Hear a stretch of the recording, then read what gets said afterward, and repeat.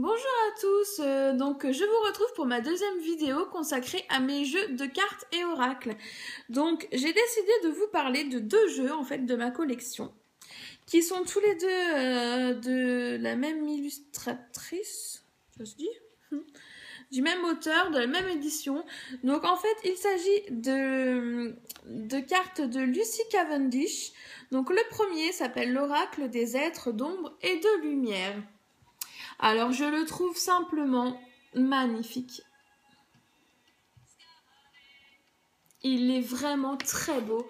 Quand je l'ai vu, c'était une évidence, vraiment. Alors, en fait, c'est un coffret en carton dur. Hein. C'est du costaud, c'est solide. À l'intérieur, on retrouve le livre. Donc, avec toutes les explications. Donc, ce livre... 127 pages. Donc on a une petite page consacrée à l'auteur. Donc qui nous dit que cette dame elle a des dons, des connaissances célestes et féeriques, etc., etc., etc. Donc ça peut être sympa, je trouve ça plutôt cool de savoir un peu sur l'auteur.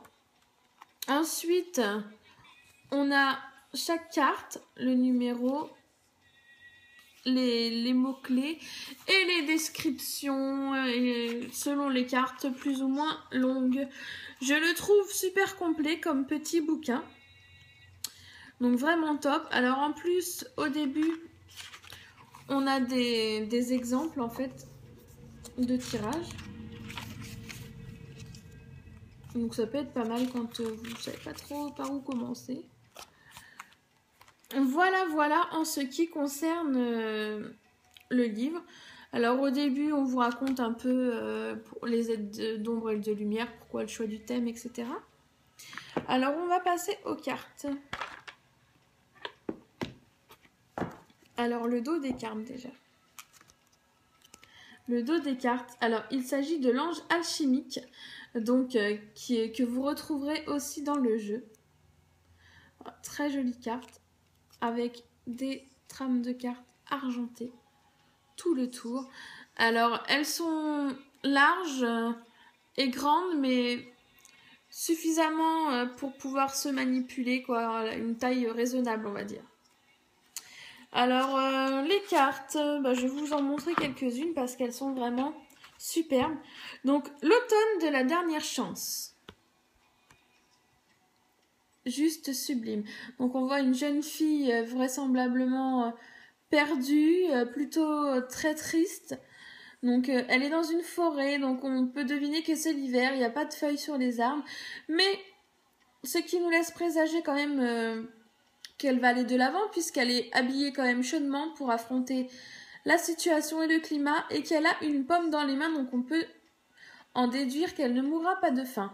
Donc une carte qui peut paraître triste d'apparence, mais qui quand même peut annoter un renouveau et un espoir à garder.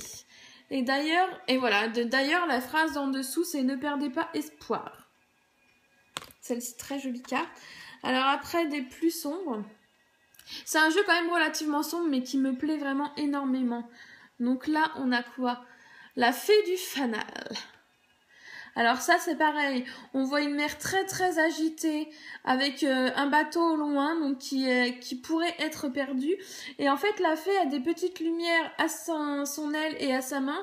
Donc on peut penser que le bateau va avoir la lumière et va être attiré comme par un phare.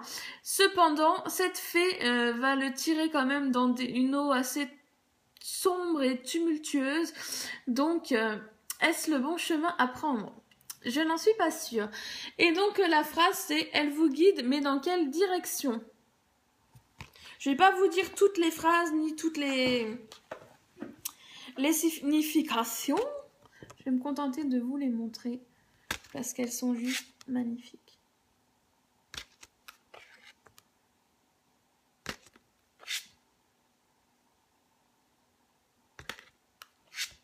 Elles sont vraiment très belles. Elles sont assez épaisses, donc c'est quand même des cartes de bonne qualité.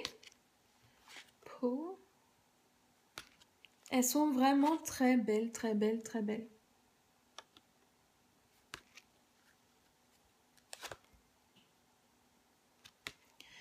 Alors, elles dérangent parfois ces cartes parce qu'elles ont un côté assez sombre. Mais moi, j'y retrouve toujours une pointe de fantaisie et de joie, de séduction. Bah, par exemple, celle-ci. Donc, c'est la sirène des égouts. Donc, les égouts, endroit plutôt glauque, qui pue, qui est moche, etc., qui donne vraiment, a priori, pas du tout envie. Et cependant, dans ces égouts, dans ces eaux sombres, troubles, malsaines, on y découvre une magnifique sirène très séduisante. Comme quoi, les plus sombres recoins peuvent cacher de vraies merveilles. Et la petite phrase, c'est « Vous possédez une sensualité magnifique ». Donc, ça correspond assez bien à la carte, je trouve. Elles sont vraiment belles, hein. Je pourrais vous en présenter qu'une ou deux, mais je les trouve tellement belles que je vais toutes vous les montrer, en fait.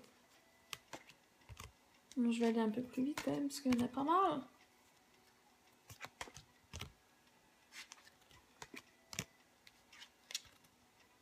Si vous voyez bien.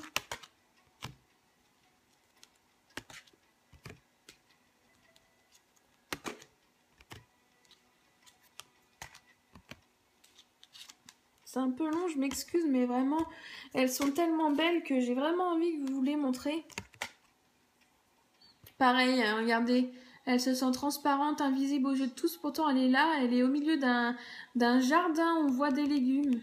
Donc, du néant, du vide, renaît quand même un espoir là également, quoi. Et la phrase, regardez le bon côté des choses. Donc franchement, ces cartes, elles sont vraiment super simples. Enfin, simples non, mais quand vous les étudiez et que vous cherchez les détails, en fait, vous allez réussir à trouver des choses qui vous parleront et qui vous aideront dans vos interprétations réellement.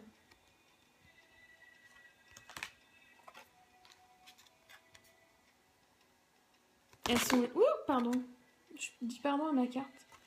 Elles sont juste super belles.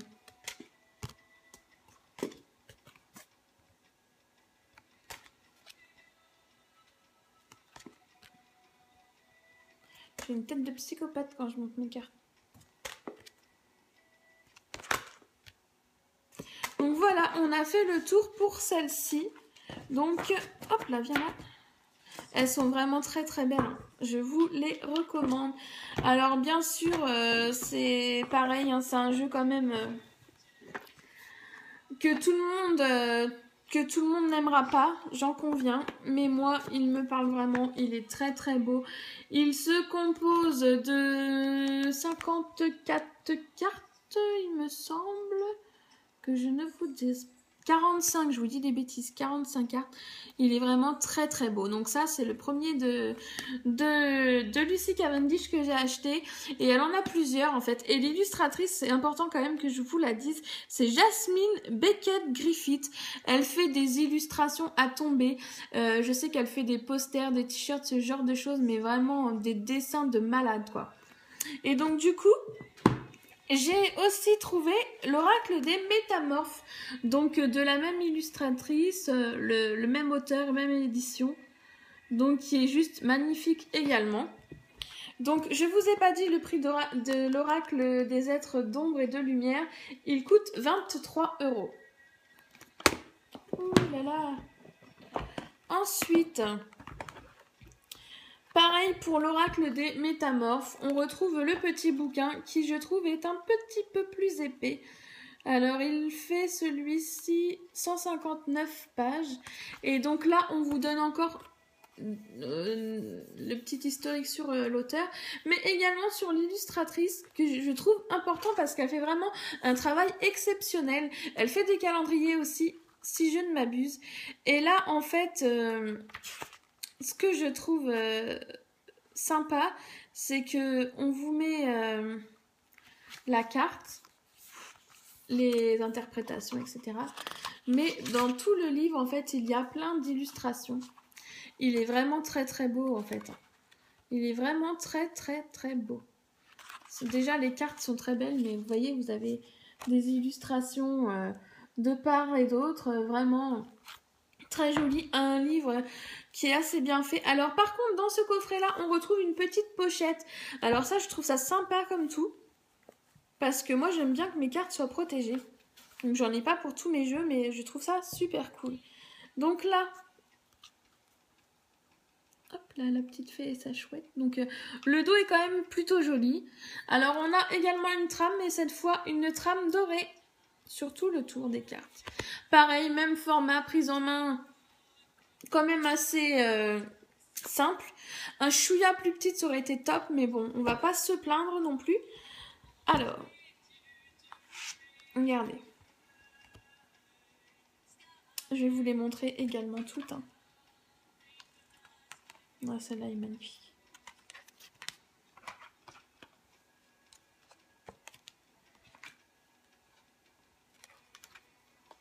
Alors, regardez-moi ça avec ces petits dragons.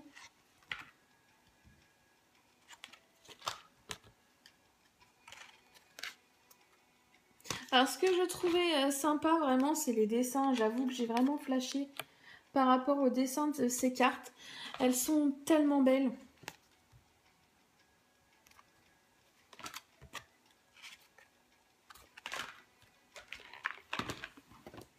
Oh, attendez, je vais mettre ça de l'autre côté, comme ça je peux les ranger au fur et à mesure.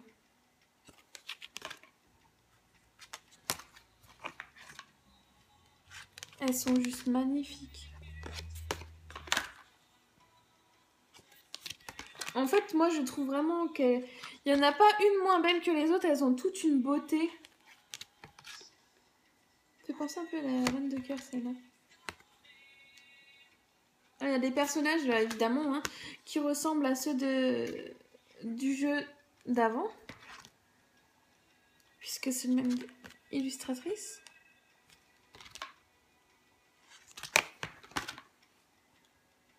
Elles sont vraiment magnifiques.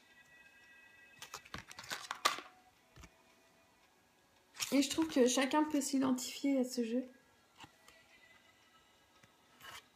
Elles sont vraiment très belles. Je sais, je vous le répète, je vous le dis 50 000 fois, mais c'est un jeu magnifique.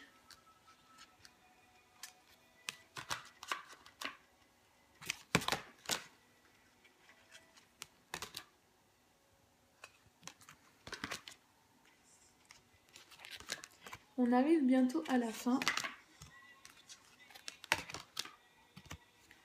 Et je viens juste de trouver comment les passer plus vite sans m'en mêler les pattes. Donc pareil, c'est un jeu qui est composé de... Bien ici. De 45 cartes également. Alors, ce que j'ai trouvé sympa, en fait, c'est que l'auteur nous précise que nous pouvons mélanger les jeux. Donc, c'est-à-dire que si vous avez deux jeux de Lucy Cavendish, vous pouvez aisément mélanger vos deux jeux et faire vos interprétations avec les deux jeux.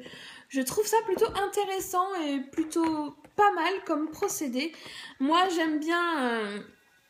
que tout soit à sa place, donc pour cela je les laisse dans leurs petits coffrets respectifs, mais ce sont vraiment de très beaux jeux, très solides, qui coûtent, alors je vous l'ai dit, celui-ci il coûte 23 € et celui-ci coûte 23,90 €.